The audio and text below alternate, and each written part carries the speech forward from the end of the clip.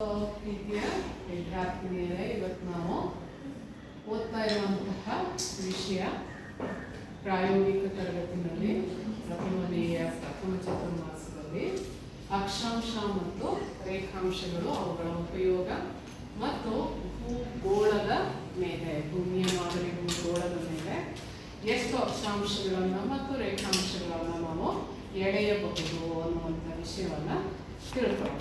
ಈಗಾಗಲೇ ನಾನು ನಮ್ಮ ಬೋರ್ಡ್ ಮೇಲೆ ಅಕ್ಷಾಂಶಗಳು ಮತ್ತು ರೇಖಾಂಶಗಳನ್ನು ಬರೆದಿದ್ದೇನೆ. ಭೂಗೋಳ ಅಂತ ಹೇಳುವಾಗ ಅದನ್ನು ನಾವು ಸಾಮಾನ್ಯವಾಗಿ ವೃತ್ತಾಕಾರದ ಒಂದು ಆಕೃತಿನಲ್ಲಿ ಪ್ರತಿನಿಧಿಸ್ತೀವಿ.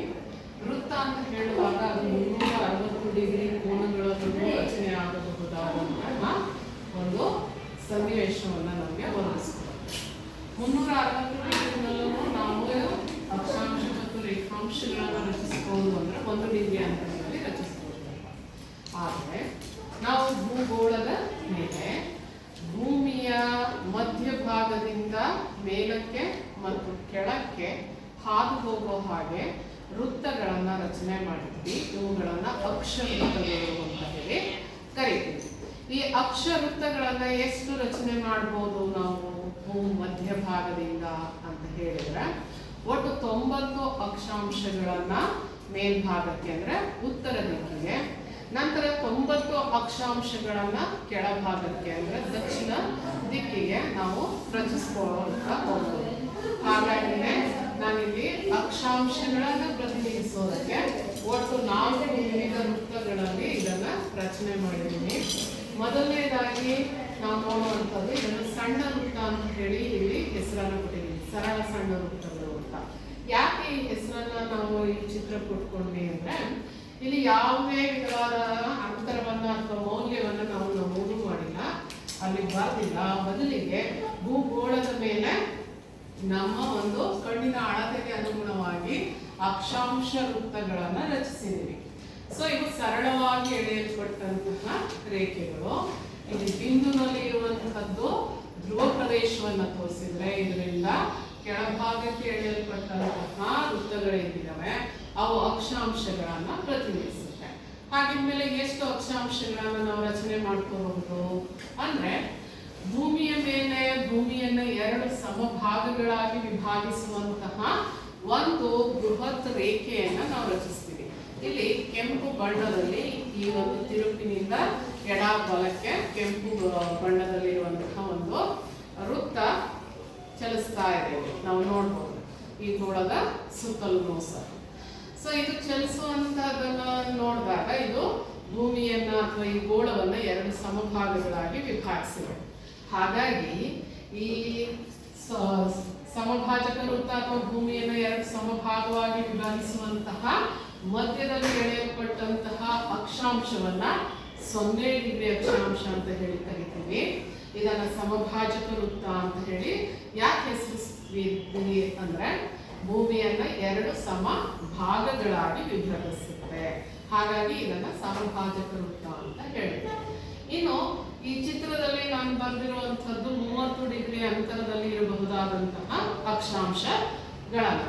ಸೊ ಉತ್ತರಕ್ಕೆ ನಾವು ನೋಡೋದಾದ್ರೆ 30 ಡಿಗ್ರಿ ಅಕ್ಷ ಒಂದನ್ನ ಎಳೆದಿದ್ದೀನಿ, 60 ಡಿಗ್ರಿ ಅಕ್ಷ ವೃತ್ತವನ್ನ ಎಳೆದಿದ್ದೀನಿ ಮತ್ತು 90 ಡಿಗ್ರಿ ಇದು ವೃತ್ತ ಆಗಿರ್ತಾನೆ, ಬಿಂದು ಆಗಿರುತ್ತೆ. ಅದೇ ರೀತಿ ದಕ್ಷಿಣಕ್ಕೆ 30, 60 ಮತ್ತು 90 ಡಿಗ್ರಿ ಹೀಗೆ ಗುರುತಿಸ್ಕೊಂಡಿದ್ದೀವಿ. ಹಾಗಿದ್ಮೇಲೆ ಒಟ್ಟು ಭೂಗೋಳದ ಮೇಲೆ ಎಷ್ಟು ವೃತ್ತಗಳು ಮತ್ತು ಅಕ್ಷಾಂಶಗಳಿದಾವೆ ಅಂದ್ರೆ 0 ಡಿಗ್ರಿ ಅಕ್ಷಾಂಶ ಭೂ ಮಧ್ಯದಲ್ಲಿ ಇದೆ, ಹೌದಾ? ಸೊ ಭೂ ಮಧ್ಯದಲ್ಲಿ 0 ಡಿಗ್ರಿ ಅಕ್ಷಾಂಶ ಇದೆ. ಉತ್ತರಕ್ಕೆ ಏನಾಗ್ತಾ ಇದೆ ಅಂತಂದ್ರೆ 90 ಅಕ್ಷಾಂಶಗಳು ಉತ್ತರದಲ್ಲಿ ಮತ್ತು 90 ಅಕ್ಷಾಂಶಗಳು ದಕ್ಷಿಣದಲ್ಲಿ ಇದಾವೆ. ಇದು ನೋಡಿದ್ರೆ ಎಲ್ಲವೂ ಸಹ ವೃತ್ತಗಳೆಯ ಅಂತ ಹೇಳಿ ನಾವು ನೋಡೋದಾದ್ರೆ ಖಂಡಿತ ಇಲ್ಲ. 0 ಡಿಗ್ರಿಯಿಂದ 89 ಡಿಗ್ರಿವರೆಗೆ ಎಳೆಯಬಹುದಾದಂತಹ ಎಲ್ಲ ಅಕ್ಷಾಂಶಗಳು ವೃತ್ತಗಳಾಗಿರ್ತವೆ. 90 ಡಿಗ್ರಿ ಧ್ರುವದಲ್ಲಿ ನಾವು ಎಳೆಯಲ್ಪಡುವಂತಹ ಅಕ್ಷಾಂಶ ಏನಾಗಿರುತ್ತೆ, ಅದು ಯಾವಾಗಲೂ ಬಿಂದು ಆಗಿರುತ್ತೆ. ಹಾಗಾಗಿ ಅಕ್ಷಾಂಶಗಳಲ್ಲಿ 2 ಬಿಂದುಗಳಾಗಿರುತ್ತೆ. ಉಳಿದಂತಹವೆಲ್ಲವೂ ಸಹ ಅಕ್ಷವೃತ್ತಗಳು ಆಗಿರುತ್ತೆ. ಹಾಗಿದ್ಮೇಲೆ ಎಷ್ಟಾಗುತ್ತೆ ಅಂತ ಲೆಕ್ಕ ಮಾಡೋಣ. 90 ಅಂತ ಹೇಳಿದ್ರೆ 180 ಅಕ್ಷಾಂಶಗಳಿದಾವೆ. ಪ್ಲಸ್ ಭೂಮಧ್ಯದಲ್ಲಿ ಒಂದು ಅಕ್ಷಾಂಶ ಹಾದು ಹೋಗೋದ್ರಿಂದ 181 ಅಕ್ಷಾಂಶಗಳಿದೆ. ಈ 180 ಅಕ್ಷಾಂಶಗಳಲ್ಲಿ 2 ಬಿಂದುಗಳು, ಉಳಿದಂತೆ 179 ಅಕ್ಷಾಂಶಗಳೇನಿದಾವೆ ಅವು ವೃತ್ತಗಳಾಗಿರ್ತವೆ. ಸೊ ಇದನ್ನು ನಾವು ಯಾವಾಗಲೂ ನೆನಪಿಟ್ಕೊಂಡಿರ್ಬೇಕು. ಮಧ್ಯದಲ್ಲಿ ಹಾದು ಹೋಗುವ ಸಮಭಾಜಕ ವೃತ್ತ, ಅದರ ಮೇಲ್ಭಾಗದಲ್ಲಿ 89 ಅಕ್ಷವೃತ್ತಗಳು ಮತ್ತು 90ನೇದು ಬಿಂದು. ಹಾಗಿದ್ಮೇಲೆ ಇವುಗಳ ಅಂತರ ಎಲ್ಲಾ ಭಾಗದಲ್ಲೂ ಒಂದೇ ಸಮನಾಗಿದೆಯಾ ಅಂತ ಹೇಳಿದ್ರೆ ಇಲ್ಲ. ಅದಕ್ಕೆ ಅದನ್ನ ಸಣ್ಣ ವೃತ್ತಗಳು ಅಂತ ಹೇಳಿ ಕರೀತೀವಿ. ಈಗ ಇಲ್ಲಿ ನೀವು ನೋಡ್ಬೋದು, ಕೆಂಪು ಬಣ್ಣದ ವೃತ್ತದಿಂದ ಮೇಲಕ್ಕೆ ನಾವು ಬರ್ತಾ ಹೋದ್ರೆ ಇದರ ಸುತ್ತಳತೆಯನ್ನು ನೋಡಿದಾಗ ಈ ಅಕ್ಷಾಂಶಗಳ ಸುತ್ತಳತೆ ಕಡಿಮೆ ಆಗ್ತಾ ಹೋಗುತ್ತೆ. ಹಾಗಾಗಿನೇ ಇವುಗಳನ್ನು ಸಣ್ಣ ವೃತ್ತ ಅಂತ ಹೇಳ್ತೀವಿ. ಹಾಗಿದ್ಮೇಲೆ ಇದರಲ್ಲಿ ಮಹಾವೃತ್ತ, ಅತ್ಯಂತ ದೊಡ್ಡ ವೃತ್ತ ಯಾವುದು ಅಕ್ಷಾಂಶಗಳಲ್ಲಿ ಅಂದ್ರೆ 0 ಡಿಗ್ರಿ ಸಮಭಾಜಕ ವೃತ್ತವನ್ನು ನಾವು ಮಹಾವೃತ್ತ ಅಂತ ಹೇಳಿ ಕರಿತೀವಿ. ಇದು ಪೂರ್ವದಿಂದ ಪಶ್ಚಿಮಕ್ಕೆ ಹಾದು ಹೋಗುವಂತಹ ಕಾಲ್ಪನಿಕ ರೇಖೆಗಳು. ನಮ್ಮ ನೈಜವಾದಂತಹ ಭೂಮಿಯ ಮೇಲೆ ಈ ಅಕ್ಷಾಂಶಗಳು ಕಂಡುಬರೋದಿಲ್ಲ. ಸೊ ಇವುಗಳ ಉಪಯೋಗ ಏನು ಅಂತ ಹೇಳಿ ನಾವು ನೋಡೋದಾದ್ರೆ, ನಾವು ಪ್ರಮುಖವಾಗಿ ಪಂಚ ಅಕ್ಷ ವೃತ್ತಗಳನ್ನ ಆಯ್ಕೆ ಮಾಡ್ಕೊಳ್ತೀವಿ. 0 ಡಿಗ್ರಿ ಅಕ್ಷಾಂಶ, 23.5 ಡಿಗ್ರಿ ಉತ್ತರ ಅಕ್ಷಾಂಶ ಮತ್ತು ದಕ್ಷಿಣ ಅಕ್ಷಾಂಶ, 66.5 ಡಿಗ್ರಿ ಉತ್ತರ ಅಕ್ಷಾಂಶ ಮತ್ತು ದಕ್ಷಿಣ ಅಕ್ಷಾಂಶ. ಇವುಗಳ ನಡುವೆ ಬರುವಂತಹ ವಲಯಗಳನ್ನ ವಾಯುಗುಣ ವಲಯಗಳು ಅಂತ ಹೇಳಿ ಅವುಗಳನ್ನ ವಿಂಗಡಣೆ ಮಾಡ್ತೀವಿ.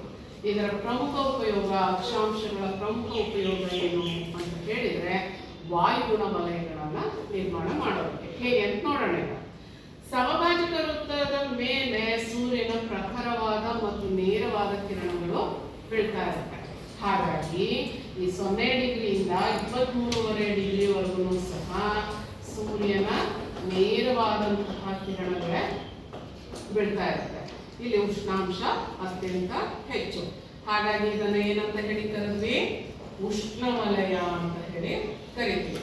0 ಡಿಗ್ರಿಯಿಂದ 23.5 ಡಿಗ್ರಿ ಉತ್ತರದ ಕರ್ಕಾಟಕ ಸಂಕ್ರಾಂತಿ ವೃತ್ತ ಮತ್ತು ದಕ್ಷಿಣದ ಮಕರ ಸಂಕ್ರಾಂತಿ ವೃತ್ತದ ನಡುವೆ ಬರುವಂತಹ ಪ್ರಪಂಚದ ಎಲ್ಲ ಪ್ರದೇಶಗಳನ್ನ, ವಲಯವನ್ನ ಉಷ್ಣವಲಯ ಅಂತ ಹೇಳಿ ಕರಿತೀವಿ.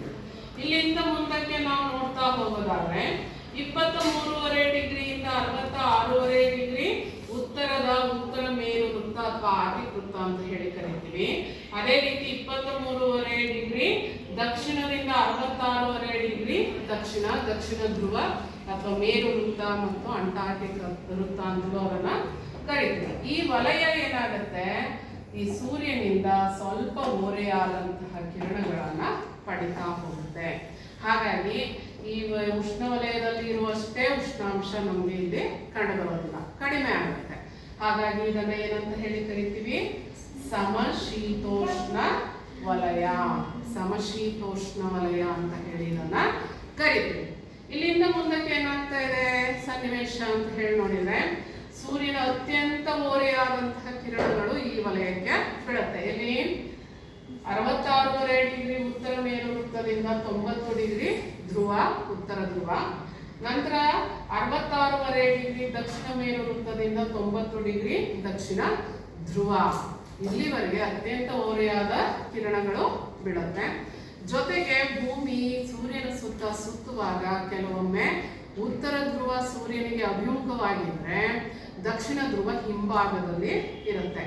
ಆಗ ಸೂರ್ಯನ ಕಿರಣಗಳು ಬೀಳುವಂತಹ ಸ್ಥಿತಿಯೇ ಅಲ್ಲಿ ಕಂಡು ಬರೋದಿಲ್ಲ. ಆಗ ಅಲ್ಲಿ ಕತ್ತಲೆ ಸರಿಸುಮಾರು 20 ಗಂಟೆ, 21 ಗಂಟೆ, 22 ಗಂಟೆವರೆಗೂ ಸಹ ಕತ್ತಲೆನೇ ಇರಬಹುದಾದಂತಹ ಪರಿಸ್ಥಿತಿ ಇರುತ್ತೆ. ಹಾಗಾಗಿ ಇಲ್ಲಿ ಉಷ್ಣಾಂಶ ಅತ್ಯಂತ ಕಡಿಮೆ.